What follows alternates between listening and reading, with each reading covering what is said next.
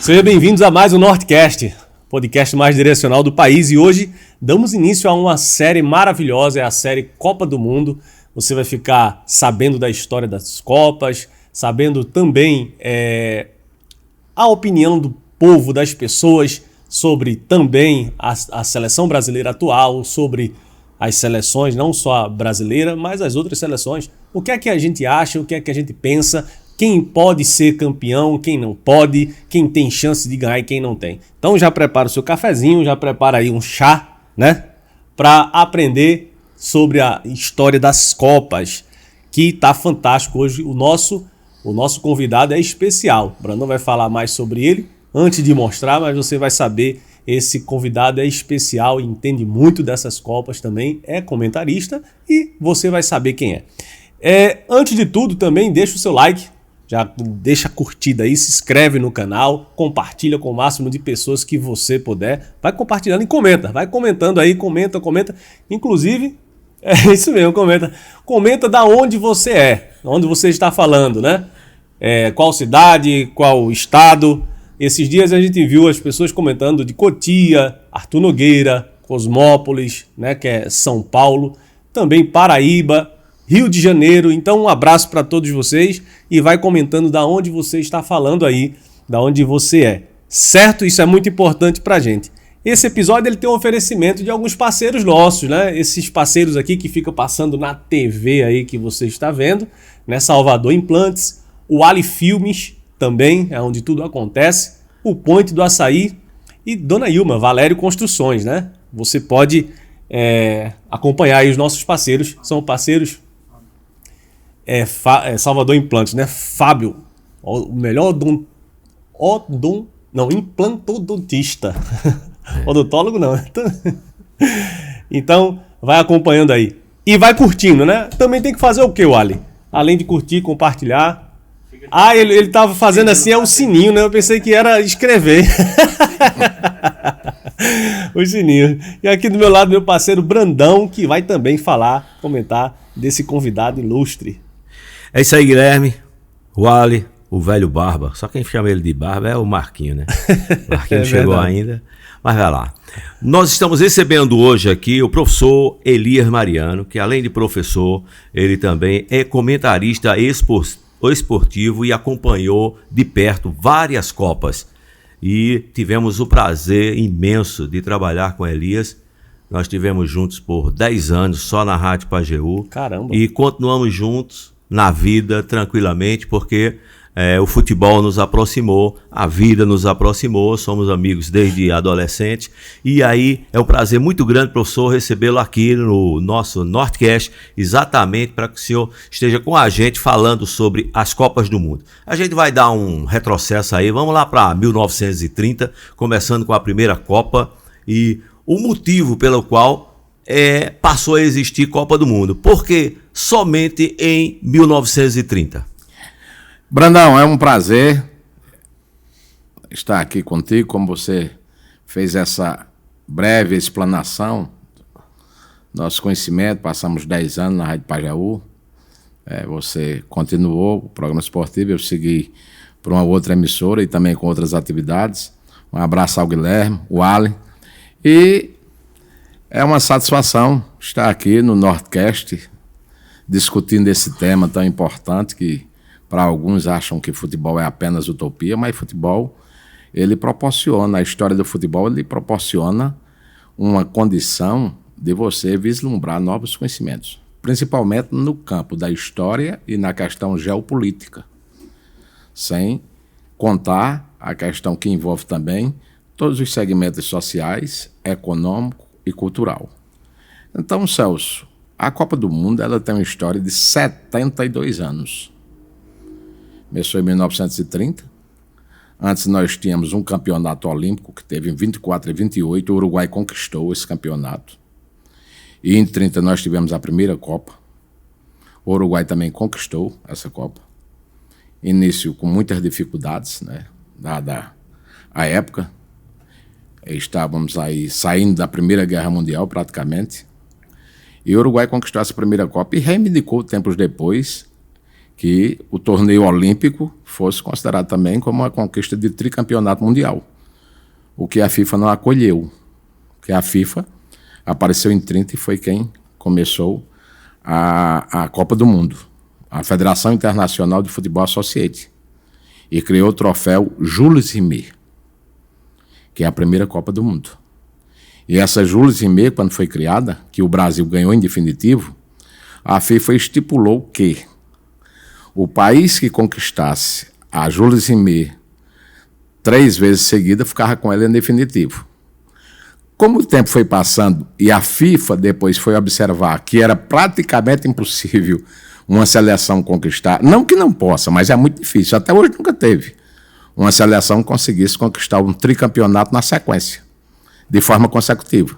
Então, mais adiante, a FIFA recuou e colocou que o país que vencesse ou 3 vezes consecutivas ou alternadas ficava com a taça em definitivo. Vale lembrar que o Brasil foi o que chegou mais próximo, né? Que foi 58, 62, 66 Pelé machucou, Brasil perde, só em 70 é que vem o tricampeonato. Em 70 foi quem mais chegou perto, né? Em 70 o Brasil conquistou a Jules Rimet em definitivo.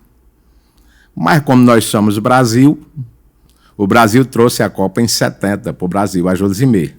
A partir de 74 a FIFA criou um novo troféu, que é o que é disputado ainda hoje.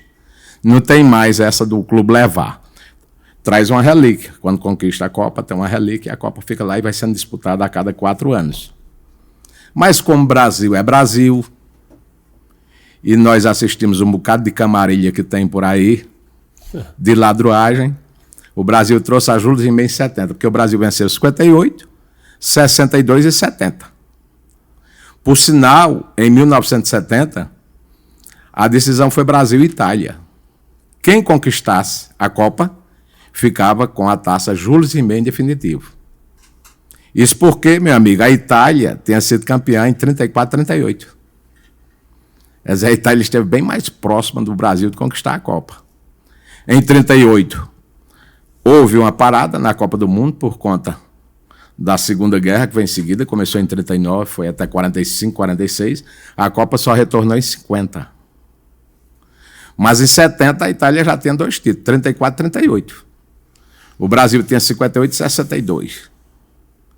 Quem vencesse a disputa em 70 ficava com a Jules Rimet em definitivo.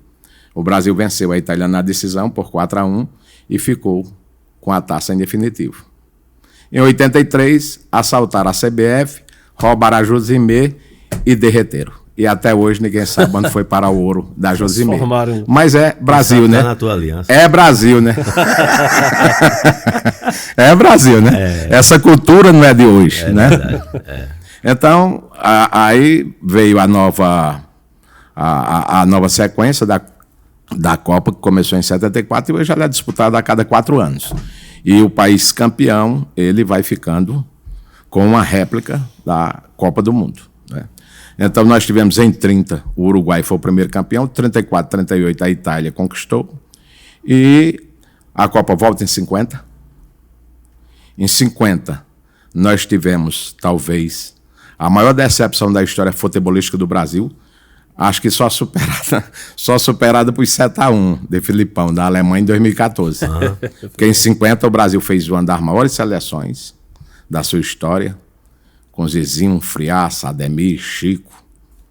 Era a base da equipe do Vasco, que era chamado Expresso da Vitória, no final dos anos 40. O Vasco era considerado um dos maiores times do mundo.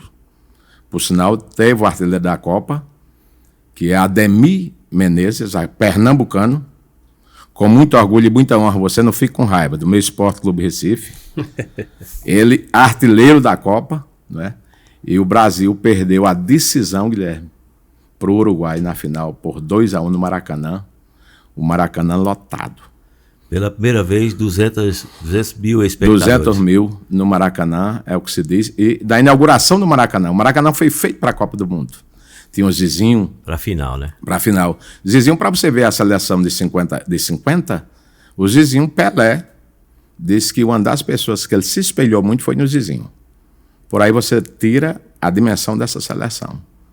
Zizinho, Ademir, Friaça, Chico, Danilo Alvim, uma base do Vasco, uma seleção extraordinária. Fazia uma campanha excelente. Mas segundo os bastidores da época, a velha história do sapato alto. No sábado, antes da decisão, aquela época, anos 50, a sede da seleção brasileira foi invadida por cartolas que passaram a noite já comemorando antecipadamente. Quando foi à tarde do domingo do Maracanã, aquele fatídico domingo, que é chamado de Maracanazo, o Brasil foi derrotado por 2-1, abriu o placar, sofreu o empate, e até hoje esse nome o brasileiro não esquece. Quem é historiador e viveu aquela época. Dígia, e apenas um vilão ficou para a história da seleção brasileira daquela época. Foi o goleiro. Exatamente, Brandão, o Barbosa, que Deus o tenha. Um dos grandes goleiros da história do futebol, defendeu o Vasco, e fim de carreira, ainda passou aqui em Pernambuco, no teu Santa Cruz. Foi bem. Passou aqui no Santa Cruz. Ah, o Guilherme é Santa Cruz também? Não, tô fora. Então você veja bem, depois dessa pausa aí, Brandão, nós tivemos essa Copa de 50, depois veio 54, a Alemanha conquistou, 58 o Brasil venceu, né? O Brasil venceu em 58 na Suécia, e naquela época, quando o Brasil venceu a Copa, tinha sido criado um slogan que é atribuído a Nelson Rodrigues, pernambucano também, um dos maiores jornalistas da história do Brasil, principalmente na área esportiva. Ele criou o slogan que o Brasil tinha complexo de vira-lata. Ainda hoje se comenta isso, uns concordavam, outros não, que tremia quando chegava em Copa do Mundo. O Brasil já tinha um futebol extraordinário em 50. Já era a grande paixão do brasileiro, era o grande futebol. Era o futebol. Mas muitos diziam que o Brasil, quando chegava na Copa, principalmente para enfrentar as seleções europeias, o Brasil tremia. Que o Brasil sempre foi um celeiro de grandes jogadores. É tanto que aí em 34, 38, Leônidas da Silva, que para quem não sabe ainda hoje existe, um chocolate chamado Diamante Negro. Uhum. Vocês sabem por que é isso? Por quê? Aquilo foi uma homenagem a Leônidas da Silva. Dizem o inventor da bicicleta, um dos maiores jogadores da história do Brasil, Leônidas da Silva. Chegou a fazer gol descalço na Copa, em 34 e 38. Então, Leônidas, o Diamante Negro. Então, o Brasil já tinha uma condição dos anos 50 do futebol. O Brasil já havia ganho uma Copa América antes em 19, antes da Copa do Mundo. Então o Brasil já tinha uma evolução. Em 50 era o momento do Brasil, né? Em 50 todos esperavam que o Brasil conquistasse a Copa, porque era aqui, inauguração do Maracanã. Mas houve esse fatídico, que isso é comparável à derrota de 7-1 de 2014 para a Alemanha. Então o Brasil perdeu a Copa de 50, 54 teve uma passagem relâmpago, agora 58. Venceu, Pelé com 17 anos. 17 anos incompleto, disputou sua primeira Copa. Pouca gente sabe, mas seleção de 58 tinha 2 rapazes no banco, Pelé e Garrincha. No banco. Ô Elias, voltando um pouquinho que eu fiquei curioso aí. O futebol de hoje, Pelé e Garrincha no banco. É incrível, viu, Guilherme? Eu vou, antes de você colocar, mas a seleção de 58, Brandão, o ataque era Joel, Moacir, Tida, Vavá e Zagallo. Mazola e Zagallo. O Brasil teve no banco, em 58, Pelé, Garrincha e Vavá. Olha o banco. Pelé, Garrincha e Vavá. Vavá, diga-se de passagem, Guilherme, que é outro pernambucano também. Muitas histórias. O Leão da Copa. Porque o Mazola era um jogador até mais categórico, mais clássico, mais técnico do que o Vavá. No entanto, o Vavá, basta dizer o apelido que ele ganhou. O Leão da Copa. Vavá, ele não temia cara feia, nem butinada de zagueiro. E que bola naquela época, diga-se de passagem, era butinada mesmo. E bola para ele, de cabeça ele estava cabeceando na canela do adversário, que ele não tinha medo de cara feio e chegava, por isso que talvez ele ganhou a Copa, porque já tem a genialidade de Pelé e Didi no meio campo. E ele era o centroavante rompedor, que chamava na época o centroavante de área, né? Que também já nos deixou. Ele, Barbosa e outros que nós falamos aqui. Só uma curiosidade. Essa Copa que o Brasil perdeu, que o vilão foi Didia, que você falou? O goleiro foi isso? Não, o Didia era um atacante do Uruguai, foi que fez o gol da vitória. Foi que fez o gol da vitória. Aí toda a culpa foi transferida para Barbosa, né? Que dizem que o gol era defensável. Aquela velha história. Tá entendendo? Aí Didia foi o nosso carrasco. E o vilão da história pelo Brasil foi o Barbosa. Ah, legal. E outra coisa, a gente entrou na história da Copa, mas esqueceu de falar um pouquinho da história de Elias Mariano. Né? Começar aí também para as pessoas saberem quem é Elias. Também a história da Copa é algo fantástico. E coisas que eu mesmo não sabia, quem está nos assistindo também não sabe. Os vilões aí, né, da Copa, por que o Brasil perdeu, e o Brasil com uma das Copas que perderam com um banco de peso desse, né? Exatamente. Mas Elias, quem é Elias Mariano? Elias Mariano é um cidadão afogadense, né? Eu sou servidor público, professor da rede pública, aposentado. Sou radialista, procuro acompanhar a história, a evolução, principalmente no futebol. Não me considero um historiador, mas procuro estar a par, porque há muito tempo eu acompanho.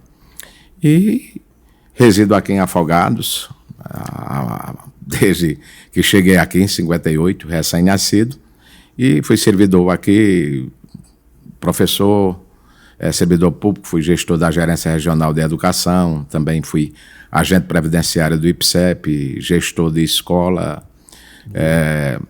gosto também da política e sou comentarista, como o Brandão falou, comentarista esportivo. Trabalhamos junto eu e Celso por 10 anos na Seleção do Povo da Rádio Pajeú. Depois formamos uma equipe esportiva. Brandão ficou na Pajeú, eu fui para uma extinta emissora aqui da nossa cidade, a Transsertaneja. Fiquei lá também um bom tempo. E hoje estou comentando futebol ainda na rádio Afogados FM. E tem algumas atividades particulares, agora que estou com mais tempo. Antes de entrar na rádio, assim, já gostava do futebol? Olha, chegou a jogar também com o Brandão? Né? Jogamos junto aí, Brandão, futebol de salão, futebol de campo, fomos peladeira aí. Chegou a vida toda. Também? Graças a Deus sempre fiz, você sabe disso, né? Foi onde eu comecei a me tornar artilheiro, quando tinha Brandão goleiro. Né? Mas Brandão brilhou aqui no futebol. No caso, você era o vilão e ele era... Não, o vilão era ele. Ele era o vilão e você... Eu era o Digi, ele era o Barbosa. Mas o Brandão pontificou aqui em bons clubes do futebol amador da nossa cidade, né? Clubes que fizeram história aqui, Portuguesa, Pajeú, outros. Também no Barcelona, talvez um dos maiores clubes da nossa cidade de futebol de salão. E, como ele disse, nós temos essa amizade de infância, adolescência até hoje. E conviver com o Brandão é muito bom. E o futebol eu comecei a acompanhar, eu comecei a ler muito cedo, eu gosto muito de ler, ainda hoje. E o Brandão sempre compartilhou isso comigo. Eu ainda hoje gosto de ler, aprecio a leitura. E comecei a me dedicar. Eu estou começando a me entregar, viu, Celso? Dizendo a idade aí. O Guilherme tá querendo chegar, Celso, não é? Mas nós temos experiência, viu, Guilherme? Nós temos experiência. Tem autoridade. Autoridade, né, Celso? Porque o cara pergunta, o Brasil foi descoberto quando? Em 1500, tu era nascido? Então pronto, e como é que tu sabe? Né? Então veja bem o seguinte, eu comecei lendo Revista do Esporte. Revista do Esporte era uma revista que depois ela foi substituída pela revista Placar, certo? Lembro. Aí fui leitor até recentemente da revista Placar, até começo dos anos 2000 e tal, sempre. E depois essa revista foram ficando online e foram perdendo também. Você sabe que duas coisas que perdeu muito fluxo no Brasil foi a questão do cinema, com o advento da televisão, que ganhou uma dimensão muito grande, essa universalização e canal fechado. Agora está perdendo para o YouTube. E YouTube, né? Essa coisa toda. E hoje, né, tudo a gente está aqui, né? Online, né? Então comecei na Revista do Esporte, que a gente adquire o hábito, eu ainda hoje acho melhor ler o livro aqui do que online. Também. Aí a gente comecei na Revista do Esporte, depois fui para placar e futebol sempre acompanhando, através do rádio, da televisão. Né? Apesar de que alguns me chamam de saudosista, vi o futebol, né, de um tempo atrás, de um passado não tão distante, bem melhor do que o de hoje. Principalmente porque o futebol, ele criou assim um mercantilismo e o futebol virou uma mercadoria. Para que vocês tenham ideia, até 82, a seleção brasileira era composta de jogadores que atuavam no Brasil. Por isso que, às vezes, eu comento com algumas pessoas, a Copa ela tem perdido um certo sentido para o torcedor. Porque o torcedor ele se identifica com o clube. E o clube é quem manda o jogador para a seleção brasileira. Quantos jogadores nós temos na seleção brasileira hoje, do Flamengo, do Palmeiras, do Santos, do São Paulo, do Vasco, do Botafogo, do Corinthians, de clubes aqui do Nordeste? Isso ao longo do tempo foi acabando. Porque, pelo que eu acompanhei a história e me lembre, a última Copa que nós tivemos, só jogadores que atuaram no Brasil, foi em 82. Salvo engano, Brandão me ajuda, que era Valdir Pérez, Leandro, Oscar, Luizinho e Júnior. Falcão... Outro pernambucano. Exatamente. Leandro. E Júnior é de Santa Rita, na Paraíba. Júnior é paraibano. E Falcão, Cerezo, Zico e Sócrates. Serginho e Éder. Depois dessa Copa, o Falcão foi vendido, onde ficou conhecido como Rei de Roma. E daí por diante, a partir de 86, nós já tínhamos um número pequeno. Nós já tínhamos um bocado de jogadores lá atuando na Europa. E isso foi... A seleção brasileira foi perdendo a sua identidade. Hoje nós temos uma seleção brasileira com a camisa do Brasil com jogadores do exterior. Estrangeiro. E fica difícil até de você... Por exemplo, a Elias está no dia a dia nessa questão de futebol. Dia a dia que eu estou dizendo é que a Elias comenta todo dia, lê todo dia sobre o assunto e tal. Então a gente está vivendo agora um momento em que dia 20 começa, de fato, a Copa do Mundo. E aí Elias tem essa identificação, por quê? Porque acompanha. Mas quem não acompanha, ele fica voando na hora que a seleção entra em campo. Por exemplo, eu só vejo o futebol. A seleção vai entrar em campo, eu estou lá na frente da TV, ou seja onde for, para ver o time jogar. Aí eu percebo assim, Elias, que tem muita gente que fica dizendo, e quem é esse jogador? Entendeu? Porque não consegue identificar o cara. O cara brasileiro... Seleção brasileira e ele não consegue identificar quem é o jogador. Aí vem, quem é esse cara? Fulano, joga em qual time? Né? Sempre vem a outra pergunta, aí o cara vai, o cara tá jogando fora. Por exemplo, o goleiro da seleção brasileira, dessas três últimas, ninguém conhecia o cara, velho. O cara tava jogando aonde, por que ele tá jogando e tal. Há aqueles que acompanham, então eles sabem naturalmente, esse cara não sei como é que ele tá na seleção brasileira, que nem no clube dele ele tá jogando, tá no banco. Quantos jogadores veio defender a seleção brasileira que não jogava nem no seu clube? Exatamente, é uma verdade. Você vê o seguinte, nós temos hoje dos 26 convocados, apenas 3 que atuam no futebol brasileiro. E que vão ficar no banco. Com certeza. O goleiro do Palmeiras, né? O goleiro do Palmeiras, o Everson, tem dois jogadores do Flamengo, o Pedro Ribeiro e o Everton Ribeiro, certo? Esses 3 que com certeza são banco. Porque veja bem o seguinte, pode ficar com raiva quem quiser, e eu não dou satisfação, meu compromisso é com a verdade. A seleção brasileira passou a ser um produto hoje de negociação, de negociatas. Para você vestir a camisa da seleção brasileira, os patrocinadores vão exigir qual é a camisa, qual é o clube que você está defendendo. Isso que nós tocamos agora, um exemplo. Quem conhece Martinelli aqui? Martinelli é um jogador que surgiu no Ituano. Pouca gente no Brasil conheceu esse jogador. Despontou no Ituano, um clube intermediário do futebol paulista, já chegou até a ser campeão. Aí o Ituano, a cidade que tem tudo grande, mas sem nenhuma dimensão na mídia nacional. Foi embora, está no Aston Villa, foi convocado para a seleção brasileira. Jovem, um jogador de potencial, mas ninguém conhece. E isso não se dá apenas no Brasil. É a questão do poder econômico que manda em tudo. O futebol brasileiro, o futebol mundial virou esse mercantilismo de quem tem mais, é quem tem mais poder, como acontece em outras coisas. O Messi saiu da Argentina com 14 anos de idade. Nós temos jogadores hoje, fora aqui do Brasil, jogando fora, que mesmo que acompanham tem dificuldade. Tem dificuldade. Porque com 14, 15 anos eles estão recrutando. O Palmeiras revelou agora o Guilherme Sabo, o Hendrick, né, que uma das promessas, talvez a maior promessa do futebol brasileiro é esse garoto aí. artilheiro em todas as divisões que passou do Palmeiras e tem um potencial extraordinário. Daqui a pouco Palmeiras. Tem 16 anos, estreou esse ano como profissional, mas já está 300 milhões hoje para a rescisão contratual dele. Daqui a 2 anos ele não está mais no Palmeiras. Então, o torcedor foi perdendo essa identidade. Aí, só para exemplificar, 82, que é a mais recente, que é a última, que todos os jogadores pertenciam aos clubes de futebol brasileiro. Valdir Pérez era do São Paulo. Leandro era do Flamengo. Oscar era da Ponte Preta. Luizinho era do Atlético Mineiro. Júnior era do Flamengo. Cereza era do Atlético Mineiro. Falcão do Internacional. Sócrates do Corinthians. Zico do Flamengo. Serginho do São Paulo. Éder do Atlético Mineiro. Sem contar os outros que tinham. Paulista Doro, Batista, né? Todos os jogadores que têm clube. E se identifica, porque o torcedor, ele alia o clube ao jogador e, consequentemente, a seleção brasileira. Depois disso, ele foi perdendo. Qual é o torcedor que vive hoje ligado em Liga dos Campeões, Copa da UEFA, ou os campeonatos da Europa, para acompanhar esses jogadores? Dificilmente. E isso vai trazendo os problemas, né? Que a qualidade técnica do futebol vai caindo. E para eu não me deter muito, voltando ainda à questão de 58, quando o Brasil ganhou o primeiro título, fazendo um resumo dessa história das Copas, foi a primeira Copa de Pelé, né? É o único jogador do mundo que disputou 4 Copas e ganhou 3.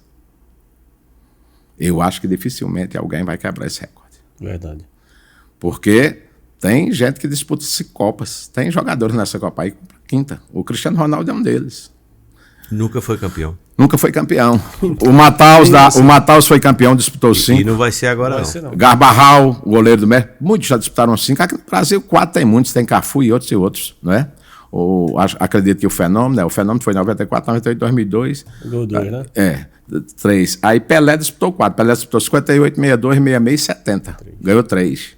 É o único. E 66 foi uma fatalidade, né? Ele foi caçado e machucaram ele. Muito. E aí o Brasil perde a Copa com a falta de Pelé em campo. Exatamente. Saiu na primeira fase. Porque a Copa de 66, Celso, eu acredito que talvez o Brasil tivesse um potencial, não diria melhor, mas quase parecido com 58 e 62. Já houve uma renovação.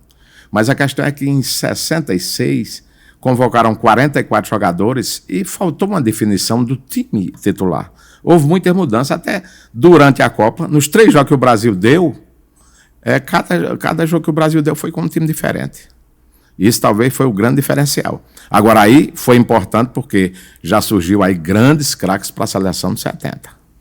Jogadores que já eram bons jogadores, participaram da primeira Copa, ganharam experiência e... É tanto que depois de 66, o Pelé sofreu na Copa, porque ele foi caçado.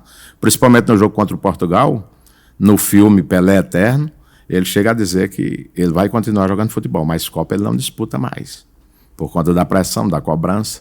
É tanto que em 74, quando ele não foi, que ele ainda podia ir, que ele terminou a Copa de 1970, em junho ele tinha 29 anos. Ia fazer 30 em outubro, em 23 de outubro. Que ele é de 23 de outubro de 40, completou 82 agora recentemente. Ele podia disputar a Copa de 74, estava no auge da forma. 33 anos. Ele inclusive foi para a América lá. Foi para os Estados Unidos. Para ensinar futebol. Aí você vê o seguinte, quando a gente fala da Copa, aí vai levando a outros assuntos. Então Pelé em 74 ele não foi porque ele disse o seguinte, se ganhar a Copa vai ser o Brasil, se perder é Pelé. Ele já tinha ganhado o tricampeonato mundial. E se fosse em 74, ele disse, olha, eu não sei se eu vou disputar essa Copa, acho que já dei minha contribuição, disputei 4, ganhei 3, e vou deixar o Brasil ir renovando. Imploraram para que Pelé fosse a Copa do Mundo. E Pelé parou na seleção cedo. Em 71, ele parou de jogar pela seleção brasileira. Em 1971, no amistoso no Morumbi contra a Áustria. Então ele foi campeão em 58, 62. 62 ele só fez 2 jogos, porque se machucou no segundo. E o substituto dele foi Amarildo, apelidado de O Possesso, que era do Botafogo, um jogador extraordinário. Fez uma grande Copa. E a seleção de 58, há quem diga que foi a melhor de todos os tempos. Realmente era um time extraordinário, um time que tem Garrincha e Pelé. É tanto que para você formar a seleção brasileira hoje, de todos os tempos, dá um trabalho grande, porque cada jornalista, cada pessoa, Brandão tem a dele, você tem a sua, eu tenho a minha. É uma dificuldade muito grande. Porque em 58 surgiu Pelé e Garrincha. Aí, muito os dois. o auge de Pelé, 66, a campeã, como a gente vinha fazendo essa retrospectiva aqui, foi a Inglaterra. O único título da Inglaterra. Os fundadores do futebol. Futebol criado pela Inglaterra. O Charles Mille, tem os pais ingleses, foi estudar lá, 1874, voltou para o Brasil em 1884, passou 10 anos lá e foi quem implantou o futebol no Brasil. E a história do futebol se confunde com a história de Charles Mille e Arthur Freire-Nerais, que antes de Pelé e Garrincha foi o maior jogador da história do futebol brasileiro. É tanto que, só por curiosidade, no futebol paulista nunca houve nenhum tetracampeão paulista. Santos, Palmeiras, Corinthians, São Paulo, nenhum, nunca. Só foi o paulistano. E Arthur Freire-Nerais defendeu essa equipe no início do século passado. Então, em 66, a Inglaterra conquistou a Copa, até hoje contestada pelos alemães. A decisão foi contra a Alemanha. Um gol contestado, 3-2 aí. A Inglaterra venceu e a Copa era lá, na terra da rainha. Aí, em 70, o Brasil conquistou o tri, como eu já falei anteriormente. Ficou com a Júlio Zimmer em definitivo. Na minha concepção, foi a melhor seleção que eu vi jogando. Eu tenho um histórico das Copas aí ainda em DVD, nessa coisa toda. Analiso sempre, mas na minha opinião, talvez a de 58, 62 até tivesse mais craques, mas a seleção de 70 era mais completa. Além de ter craques, o coletivo estava muito afinado. Tá bem encaixado. Era um time muito bem encaixado, um time que dava prazer ver jogar. Escala esse time aí. Félix, Carlos Alberto, Brito, Piazza e Everaldo. Clodoaldo e Gesso. O ataque horrível. Jairzinho, Tostão, Pelé e Rivelino. Caramba. Entre estes 11, qual a peça mais fraca? Ou menos forte? Menos forte. Eu acho que é melhor assim. Brandão, veja bem, nessa seleção, toda seleção tem, né? Aqueles que... Tem um cabeçudo. Talvez o potencial menor dessa equipe aí, a gente visse um Everaldo, que na época nós já tínhamos o ala, né? Era lateral, depois passou a ser ala. O Everaldo era um jogador mais marcador. Em outras palavras, Brandão, como você diz aí, qualidade técnica mais limitadas, tá entendendo? Aí nós temos aí um Everaldo, um Brito. Talvez esses dois destoassem um pouco da equipe titular. A minha opinião seria Brito. Brito e Everaldo. Talvez esses destoassem um pouco, porque Brito era um xerifão, né? Paradão. Um xerifão paradão, aquele back parado ali. E o Everaldo era um jogador que muito bom na marcação, mas frágil na distribuição e no apoio. Né? Até porque antes da Copa, isso é uma história importante de se contar, que antes da Copa de 70, o treinador da seleção brasileira foi o João Saldanha. Estão gravando aí umas coisas com ele, porque o João Saldanha era comunista, e gravam também as coisas muito distorcidas. Porque o João Saldanha, ele foi comentarista há muito tempo, era doente pelo Botafogo, certo? Mas também fez ar deles, né? Aí o comentário é só que ele foi dispensado da seleção porque o Emílio Garrastazu Médici, em 70, pediu que ele convocasse Dario, da Peito de Aço. Do esporte. Do Atlético Mineiro, que jogou no esporte, né? Atlético Mineiro jogou no esporte. E veja bem o seguinte, ele disse que não convocava, né? E o Dario terminou indo para a Copa. Aí colocaram o Zagallo no lugar de João Saldanha. E a seleção de Saldanha era as feras de Saldanha. E Zagallo botou as formiguinhas de Zagallo. Aí ele esculhambulou com o Zagallo, porque deixou de ser fera para ser formiga. Que uma coisa não tem nada a ver com a outra. Mas o João Saldanha também, não era essa flor que se cheirasse também, não. Ele colocava Pelé no banco, dizia que Pelé não podia jogar à noite, que era míope. Ele deu tiro em jogador na sede do Botafogo. E muita gente conhece. Toda a vida foi um polêmico. Agora, um conhecedor de futebol, um grande comentarista. Aprendi muito com ele. Fui rádio ouvinte dele. Ele, Luiz Mendes. Mas também não é só aquela questão João Saldanha. Foi importante, porque ele montou a base da seleção de 70. Que é a seleção dele, de João Saldanha, salvo engano, nas eliminatórias de 69, era Félix, Carlos Alberto, Brito, ele mudava pouca coisa, Joel Camargo e Rildo, que é pernambucano, foi do esporte. Foi não. Rildo foi do Sport, lateral esquerdo. Aí só jogou seleção e no Santos, com Pelé e companhia. Aí ele tinha no meio campo lá Clodoaldo, Gerson, mas ele tinha Edu pela ponta esquerda, que Edu foi o jogador mais jovem da Copa de 70, 16 anos. Foi mais novo do que Pelé para uma Copa, Edu, do Santos, ponta esquerda. Meses. Por sinal, eu tenho uma relíquia, eu tenho uma foto com o Edu, quando ele esteve aqui com a Seleção Brasileira de Março. Aí ele tinha o Edu, ele não tinha... Era o Rivelino como titular, ele não tinha o Everaldo como titular, era Marco Antônio, aí ele tinha lá no meio campo Gesso, Clodoaldo, Gesso, aí ele tinha Jairzinho como ponta, Tostão, Pelé e Edu. Né? Aí em 70 Zagallo foi mudando, não mudou tanto, mudou ali, tirou o Joel, colocou o Piazza, que isso aí também é uma... Muita gente faz essas interrogações. Por que Piazza de quarto zagueiro se Piazza era volante no Cruzeiro, na época? Foi onde também começou essa ideia de treinador tá tirando o jogador da posição. Até então, até 70, o jogador era convocado pela posição que ele jogava no clube. Exato. Você há de lembrar disso. Exato. E aí, se eu jogasse na ala direita, na época lateral direito, eu não podia ser convocado para a esquerda, eu tinha que jogar na direita. Então, ele convocava 2 jogadores de cada posição. Cada posição. Não era isso? Exato. E aí o Zagallo fez essa coisa e aí começou saindo do quadrado e Exato. foi criticado muito por conta disso. Na época, Brandão, já existiam alguns jogadores que eram chamados como no jogo de baralho Coringa, que jogava em mais de uma posição, mas isso era raro. O Santos tinha um jogador que foi para a Seleção Brasileira também, Lima, que sempre atuava em mais de uma posição. Mas é o que você diz, é verdade. Era 2 alas, 2 lateral direito, 2 zagueiros, 2 quartos zagueiros. Agora, como o Brasil tinha tanto craque, Piazza jogava tanta bola no Cruzeiro, que o meio campo era Piazza e Diceu Lopes. Como é que vai deixar Piazza fora desse time? De volante não dá não, porque tem Clodoaldo. O moleque tá engolindo a bola no Santos, a primeira Copa do Clodoaldo, bem novinho, 20 anos. De volante não dá para ele jogar no lugar do Clodoaldo, não. Vamos ter que tirar alguém aqui.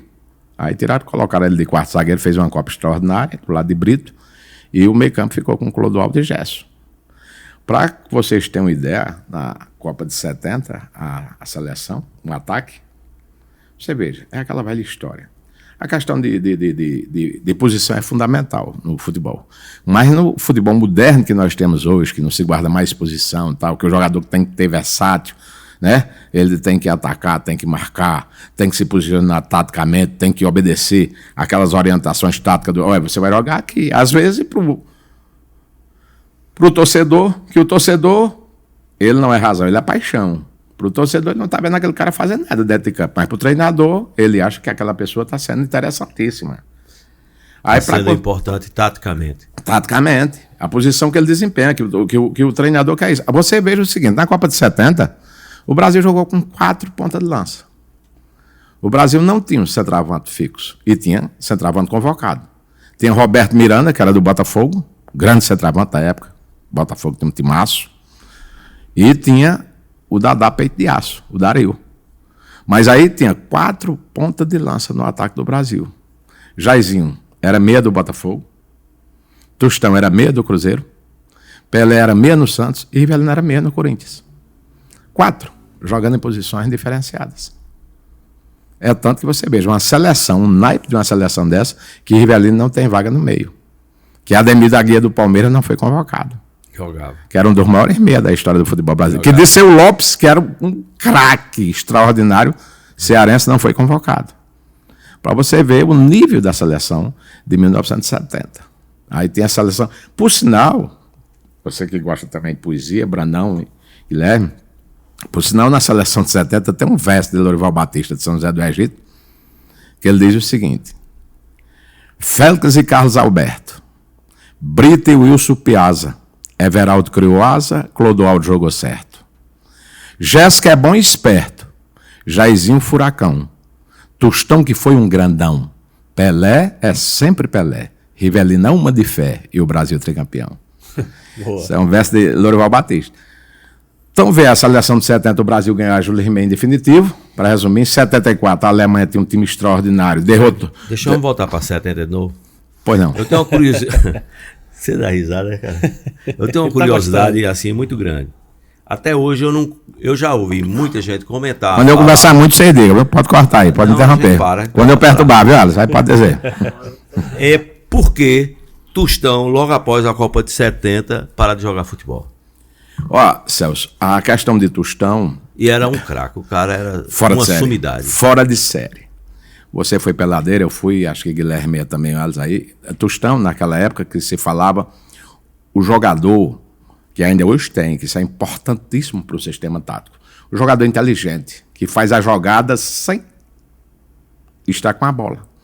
Como se dizia antigamente, jogava sem bola. Tostão era um jogador extraordinário. Uma técnica fora de série, extremamente apurada. Acho que um dos maiores jogadores que eu vi em minha vida foi o Tostão. Foi o Tostão. Eduardo Gonçalves de Andrade. O Tostão é médico. Ele é médico, colunista também, num jornal de Minas, até pouco tempo era, escreve sobre futebol. E o Tostão é médico. Eduardo Gonçalves de Andrade, seu nome. Antes da Copa, Celso, no jogo entre Cruzeiro e Corinthians, salvo engano, Tostão levou uma pancada no olho do zagueiro Ditão do Corinthians. E já houve alguns comentários que ele... Mas tudo bem, foi embora. Disputou a Copa do Mundo, voltou, aí continuou jogando no Cruzeiro. Acho que final de 1972 foi vendido para o Vasco, Clube de Regatas Vasco da Gama. Só jogou nesses dois clubes, Cruzeiro e Vasco. Na época, a maior transação do futebol brasileiro, em termos de valores. Mas aí ele jogou apenas o ano de 73 no Vasco. Ele foi submetido, naquela época nós não tínhamos os recursos, a medicina não era avançada, nós não tínhamos esse recurso de hoje. Então ele foi submetido, fez uma operação, ele fez uma operação antes da Copa, e depois disseram que se ele continuasse ele podia vir a cegar. O médico alertaram que uma outra pancada, alguma coisa. Ele também já estudava, estudante, cara bem situado. Aí parou em 73, ainda jovem. Parou por conta dessa pancada que ele levou no olho, num choque com o zagueiro Ditão, que era zagueiro do Corinthians, no Campeonato Brasileiro. E foi um dos jogadores extraordinários, é um dos maiores. Por sinal, o gol do Brasil na Copa de 70, quem acompanha aí, né, o Tostão faz uma jogada extraordinária. Ele deixa o Bob Moore no chão, que foi um dos maiores zagueiros da história do futebol mundial. Ele tinha sido campeão em 66. Ele é quem faz praticamente a jogada todinha pelo lado esquerdo com o Paulo César. Porque nesse jogo o Gerson ficou fora. Vê o time do Brasil. Gerson ficou fora contra a Romênia, saiu machucado, e contra a Inglaterra. O maior adversário do Brasil, era campeão de 66. Então, o Tostão faz essa jogada, o Paulo César entra no time, que era bem jovem também. Tem Edu para entrar da ponta esquerda, mas Edu era muito garoto. Entra Paulo César, que também já era outro craque do Botafogo, o Paulo César Caju.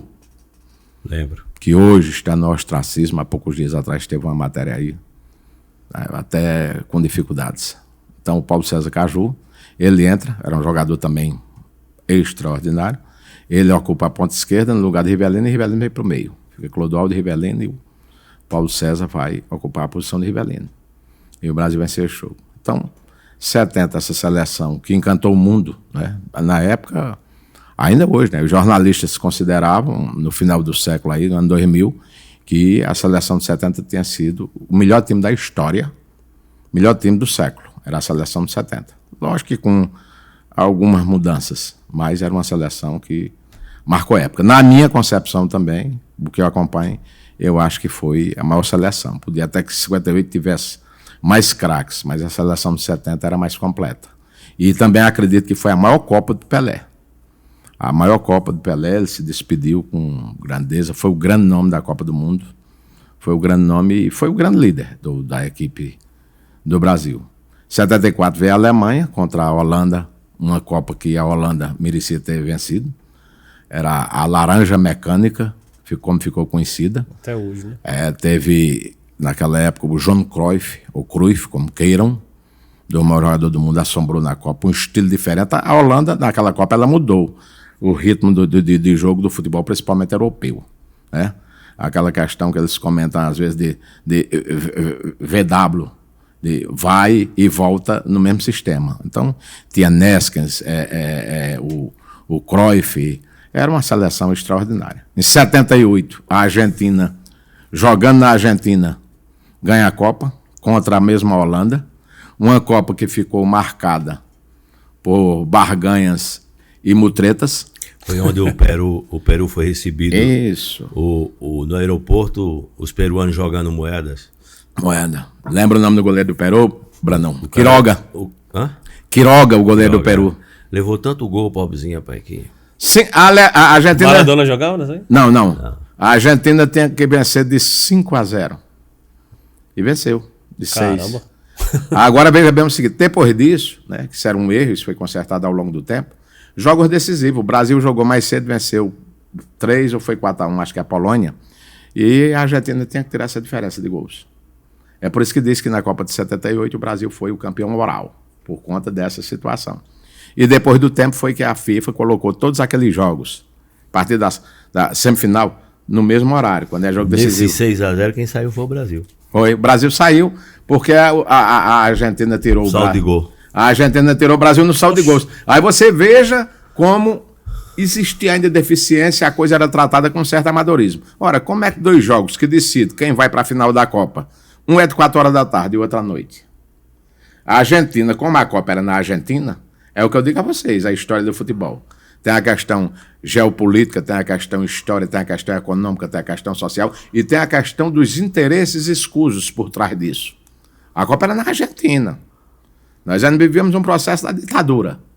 A FIFA nunca foi fluxo e cheiro, como igual a CBF e as federações que nós temos. Se dobrava. E o Brasil foi despedido da Copa por conta disso, por a questão do saldo de gols. E o time da Argentina, o Maradona, já podia ter jogado aquela Copa, mas não convocaram.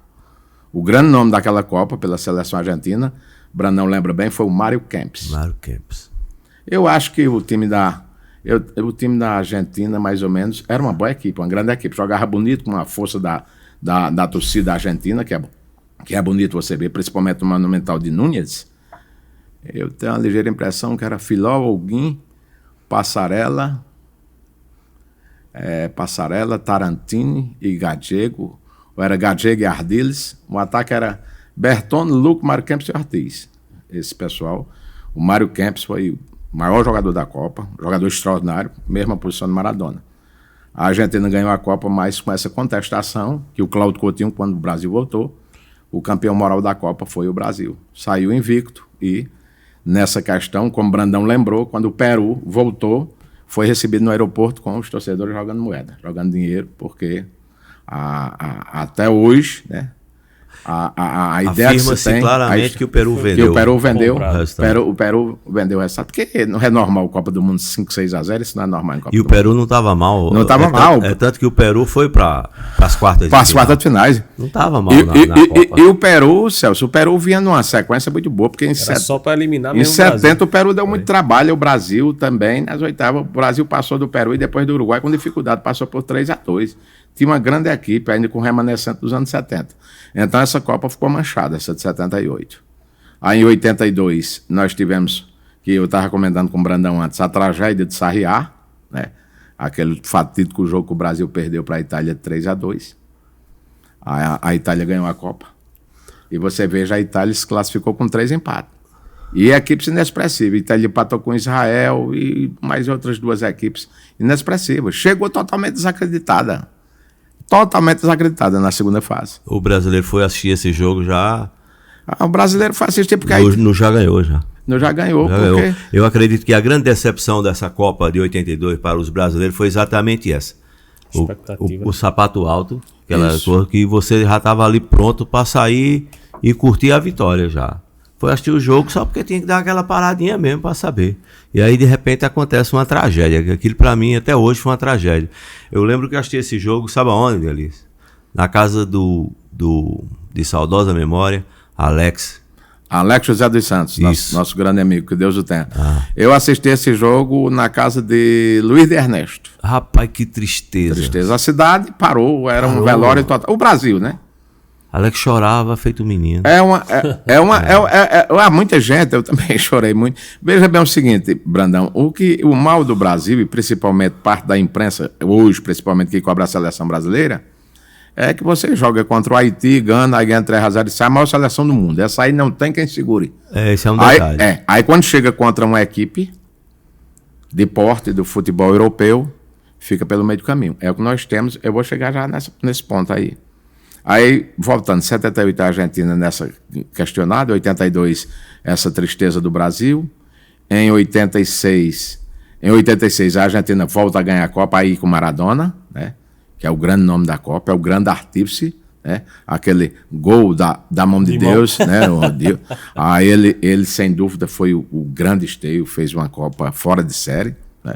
E a Argentina não tinha todo esse timaço. Aí, mais uma vez, um título da Argentina manchado por uma falha. Falha também da arbitragem. Falha da arbitragem. De mão. Falha da arbitragem. De mão e ganha uma Copa exatamente depois de uma coisa fraudada, né? Exato. E eles, diga-se de passagem, eles são especialistas em causar, né? Até nos jogos mesmo, eles procuram tirar você de sério. A Argentina em catimba, é tanto que... É porque a gente vai juntando uma coisa com a outra. É tanto que muitos clubes do futebol brasileiro, na década de 70, deixaram de disputar a Libertadores. Porque a Argentina e o Uruguai, geralmente, eles... Criavam problema, ameaçavam a arbitragem, aquela coisa do futebol amador, certo? Muitos deixaram. Aí em 86 a Argentina ganhou, ainda com esse questionamento. Diga-se de passagem, nessa Copa também o Maradona fez um gol e talvez esteja entre os dos maiores gols da história da Copa. Ele pegou a bola no campo dele, sabe, driblando os ingleses, driblou todo mundo. Não é brincadeira fazer um gol numa Copa daquela dimensão. Quem era melhor? Pelé, Maradona? Pelé. Aí alguém pode... Maradona é um grande jogador, mas você veja, Maradona foi um jogador de futebol, Pelé foi um atleta sempre. E as qualidades técnicas. Maradona, como diz o outro, por futebol, é uma gíria que tem, Maradona era aleijado, só tinha uma perna, a outra não funcionava. Ele só jogava... Era só para pegar ônibus. Só para pegar ônibus, só trabalhava com a esquerda. Só trabalhava com a esquerda. Aí você vê o seguinte, Pelé, perna direita, perna esquerda, batia com as duas com maestria de uma vez não, né? Uma de cada vez, como era antigamente, né? Para não cair. Para não cair. Bem. Aí, perna direita, perna esquerda. Exímio. Exímio cobrador de falta, exímio cabeceador, técnica apurada e corpo privilegiado, quase não teve contusão na sua história. Driblador. E você me perguntou isso, teve uma vez que quando o Maradona... Isso dá briga. Eu perguntei porque dá briga. Olha, quando Maradona foi disputar a Copa de 78, 78 que ele não ganhou, e ele questionou muito, porque ele não foi para 78, ele foi 86 e 90, em 90 ele foi banido, porque a Argentina foi vice contra a Alemanha. Ele foi encontrado com doping, né? Em 90. Deus o tenha, mas não era muita novidade, né? Ele foi pego no exame antidoping, mas já foi também muito mal das pernas. Em 78, quando ele questionou, Luiz César Menotti, que é um dos grandes nomes dos treinadores da seleção argentina, Luiz César Menotti conta mais nas histórias que ele questionando porque não tinha de 78, que ele ia completar 18 anos, ele é de outubro, salvo engano, ele é 30 ou 31 de outubro de 1960. E Amadeu Pereira dos Santos, Brandão sabe quem é, era 2 de novembro de 60, chegou a marcar o Maradona. Amadeu é um amigo nosso aqui, Deinha aqui. Então, ele reclamando que não foi em 78, aí o César Menotti chamou ele, mandou ele sentar, acho que no Argentino Júnior, disse, olha, não questiono não, porque você não foi. Aí ficou... Quando ele foi campeão em 86, começou a dizer que era o maior do mundo, que Pelé não existia, tal, essa coisa. Aí Menotti conversou com ele de novo, disse, olha, não diga isso não. Procure ganhar mais para se comparar a ele. Procure ganhar mais um pouco para você começar a se comparar com ele. Quantos anos você tem? 26. Disse, olha, na sua idade, ele já era bicampeão mundial. Ele já tinha feito mais de 500 gols. Então você, para se comparar a Pelé, meu filho, você tem que ganhar em 4 Copas para você ganhar 3. Ser bicampeão mundial de clubes pelo time que ele defendeu. Bicampeão da Libertadores. Ser 10 anos seguidos artilheiro do campeonato que ele participa e fazer mais de 1000 gols. Então, por aí, quando você for chegando perto desse currículo, aí você me chama e conversa, porque eu estou lhe dizendo isso que eu também sei quem é Pelé, que eu marquei ele. Aí... Mas hoje os argentinos ainda acham que o Maradona foi melhor que Pelé. Então um jogador que só trabalha com a perna esquerda, né? Pelé trabalhava com todas as duas. Exímio cabeceador, Maradona não cabeceava. Finalizador nunca foi igual a Pelé. Vê a quantidade que Maradona marcou de gol na carreira dele. Vê a de Pelé. E outra coisa, o jogador, o maior destaque, o maior título da história, a coroação do jogador é o título mundial com a seleção do país dele. Isso é inquestionável. Vamos ver, pelo menos do século passado, só teve um, que disputou 4 Copas e ganhou 3. Volta a bater nessa tecla. Vamos esperar, nós já temos 2 décadas desse século, né? Já estamos caminhando aí para a terceira. Vamos esperar se nessa aparece um para disputar 4 e ganhar 3. Aí, 86, a Argentina, com essas questões aí todas também. Em 90, a Alemanha ganhou da Argentina, decidiram em 86 e 90. Em 94, o Brasil com a seleção meia boca, né? Uma Copa que não despertou muita atenção, porque era uma seleção que jogava feio, do Carlos Alberto Parreira, mas vencemos a Copa. Uma Copa extraordinária. É outro dos nomes que fica na história, Romário. Né? Que não... Romário foi um jogador, aquela Copa, ele... fora de série. Mas você venceu uma Copa nos pênaltis, né? Nós vencemos a Itália nos pênaltis, fomos para a decisão nos pênaltis. E graças ao Bádio e a Tafarel. Nós conquistamos, e a Tafa. Nós conquistamos o tetra, né? 94. 98 fomos vice-campeão, levamos aquela surra também de 3-0, acho que foi 3 da França na final. Que tinha um time bom, né? Tinha um jogador... Zinedine Zidane. Jogava muito. Parecido com o Brandão, Zinedine Zidane. Não.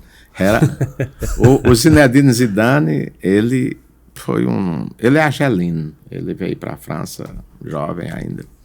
Um dos maiores meias da história do futebol mundial de todos os tempos. Foi o carrasco do Brasil naquela decisão, 98. A gente estava até animado, tinha ganho em 94. 2002, sem muita expectativa, com o Filipão, nós ganhamos a Copa. Naquela Copa, diga-se de passagem, tivemos 3 nomes ali também que desequilibraram. Os 2 Ronaldo e o Rivaldo, pernambucano, do Santa Cruz, do Brandão. Saiu um do Santa Cruz, não foi?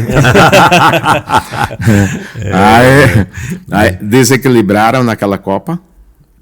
Esses 3, 2002. Aí o Brasil conquistou o Penta. E é o que eu estava recomendando com o Brandão. Daí por diante, a América do Sul não conquistou mais nenhum título. 2006 nós tivemos a Itália, 2006 a Itália, 2010 a Espanha, 2014 passa, Alemanha passa, e 2018 a França, certo? Então nós tivemos 4 seleções do futebol europeu que ganharam as 4 últimas Copas, na sequência. E outra observação que eu faço com relação à seleção do Brasil é que nessas últimas 4 Copas, que é o que eu digo, eu volto a vocês a dizer, Brandão, Guilherme, a imprensa, o que prejudica a seleção brasileira, porque joga com todo respeito, com a Venezuela, com a Bolívia, essa seleção, vê a ficha de título, quantas partidas, quantos jogos invictos, tem um aproveitamento maior do que o do Zagallo. Ganhasse o quê? Lá em cima. Ganhasse o quê, Tito? Tem esse detalhe também, mas a gente vai falar dessa seleção atual depois. Guilherme vai faturar e quando a gente voltar a gente fala dessa seleção atual e você vai começar pelo que está sendo escalado por Tito aí. Ok. É isso mesmo. E aí eu vou falar um pouquinho também dessa Copa de 2010, né, que a Espanha também foi campeã. Eu achei legal pela forma da Espanha jogar, né? Foi Vai ser 1-0 a Holanda na final. Foi muito legal. E é isso mesmo, você está gostando do nosso podcast? A Holanda é trivice. Trivice. 74, 78 e 2010. Acho que será que é a única seleção que é trivice? Na história das Copas é a Holanda. Vamos lá, você está gostando do nosso podcast? Deixa o seu like aí, o que é que você está achando, coloca o seu comentário aí, faz a sua pergunta também, que a gente está aqui para responder também, né, a sua pergunta, certo? E também comenta de onde você está falando. Compartilha com o máximo de pessoas que você puder e não deixa de se inscrever no canal e ativar as notificações. Esse programa ele tem o oferecimento de Salvador Implantes, melhor implantodontista da nossa região, que fica localizado ali na Praça Padre Carlos Cotá, número 62. Melhor implantodontista. Saúde bucal de qualidade é com Salvador Implantes. Também temos o oferecimento do Ponte do Açaí, o melhor açaí da nossa região aqui.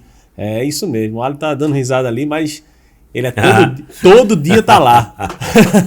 Eita. Pra bater um papo, não é pra tomar açaí. Sei não, viu? Sei não. Fica ali na Praça Monsenhor Alfredo de Arruda Câmara, número 381. E a segunda loja na Avenida Rio Branco, número 187. Também temos o oferecimento de Wally Filmes, é onde tudo acontece aqui, ó. Melhor filmmaker da região. O cara é top, o Barba tá ali dando risada também, mas é muito bom. Qualidade, filmagem de qualidade é com o Ali Filmes. E também temos a nossa rainha do piso, a nossa Dona Ilma, Valério Construções. Brandão? Valério Construções, tá aí. Novembro de todas as cores. Já pintou sua casa? Não? Então vai na Valério Construção, preço de tinta arrasador. Vai na Valério, fica ali na Antônio José do Lemos, aqui na saída de Afogados para Carnaíba e Itabira. Passa lá no Shopping da Construção, Valério Construções. É isso mesmo. E aí vamos comentar um pouquinho, só um pouquinho dessa Copa de 2010, que o Brasil Tu quer falar ainda sobre 2010? Qual a curiosidade de 2010? Que eu achei... iniciou um modelo de jogar, uma forma de jogar diferente, né? Que era conhecido como aquele tic-tac. Lembra de Felipe Melo, que ele fez em 2010, Guilherme? Felipe Melo. Do Palmeiras, o Barbicha. Que botou a perna por cima do... Foi expulso, né? Aquele jogo contra a Holanda, quando nós fomos eliminados. Deixou a perna rasgando. Exato. E a Espanha jogou muito naquela... A Espanha tem uma grande equipe naquela época. A Espanha vinha ali com... Era quase o time do Barcelona. O Barcelona numa fase extraordinária, né? Campeão do mundo. Aí ele tinha ali o Xavi, Iniesta, que foi um dos maiores jogadores que eu já vi. O baixinho sabia tudo de bola. Jogava bola. Xavi, Iniesta. Eles tinham uma equipe excelente. Era a base do Barcelona e foi um jogão. E só venceram na final 1-0 o gol do Iniesta. E era um time muito jovem, né? Jovem. Era aquela base. Eles tinham ali uns 4 a 5 jogadores ali que jogavam no Barcelona, muito bem orientados, com mais alguns do Real Madrid, que sempre foi a base, Barcelona, Real Madrid e Atlético de Madrid, e fez uma Copa que mereceu. E acho que Iniesta foi o grande nome daquela Copa. E, por sinal, foi coroado com o gol da decisão contra a Holanda, que conquistou seu terceiro vice. Né? Foi vice em 74, vice em 78 e vice em 2010. Aí é onde eu falo para você, o que eu ia comentando, Brandão. Quando se fala, porque você disse que a gente vai comentar um pouco sobre Tite, quando se fala sobre esse currículo de Tite, agora vamos ver quais foram as equipes que Tite enfrentou. Quando Tite enfrentou as seleções da Europa, não se deu bem. E o Brasil vem mostrando isso. Em 2006, fomos eliminados pela França. Em 2010, fomos eliminados pela Holanda. Em 2014, Alemanha. E em 2018, Bélgica. Então, você veja que tem alguma coisa errada com o futebol brasileiro. Quando pega as equipes de ponta do futebol europeu, fica pelo caminho. Porque a primeira fase sempre é mais fácil. Esse ano eu acho que não seja tão fácil, porque Sérvia e Suíça são times de pote intermediário, não são da primeira prateleira, mas também não vão ser jogos fáceis. Talvez o adversário mais frágil que tem aí é o Camarões. Mas nós estamos vendo, eu comentava também com o Brandão antes, nós estamos vendo algumas coisas que começam também a acontecer na Copa do Mundo, mesmo ainda predominando essa questão da Europa e particularmente América do Sul, das Américas, América do Sul. Mas veja bem, quem diria que a Croácia era vice-campeã do mundo em 2018? E chegou lá. Ô, Elias, isso não se dá a forma, acho que é um investimento no preparo físico do jogador que o Brasil não tem? Olha, veja bem, eu vejo na minha concepção, e respeito quem pensa diferente, né? E até pode me questionar aí, é uma opinião minha, cada um tem a sua, o que a gente vê, o que a gente acompanha. O que eu acho é que o treinador, ele tem que descobrir as potencialidades dos seus atletas. O atleta é bom, mas às vezes tem treinador que não consegue trazer o que tem de melhor desse atleta para dentro de campo, ele não consegue extrair. Então o treinador, ele também tem que ter esse olho, né? Ele tem que ter esse olho clínico para ver ali onde é que você melhor vai se adaptar. Porque a questão, eu gostava muito de Tele, porque Tele dizia, eu só entro em campo pensando em vencer. E tem treinador que entra em campo pensando em empatar. Né? Não, todo mundo entra pensando em vencer para não perder, mas tem treinador que está satisfeito com o empate. Aí Ele trabalha em termos de resultado, não em termos de equipe. Então não se justifica como é que a seleção brasileira tem os jogadores nossos, todos são titulares nos principais clubes da Europa. Disputam as principais competições fora, como a Premier League, que na minha opinião é o melhor campeonato do mundo hoje, o inglês, por conta do que é investido ali, os maiores jogadores estão lá.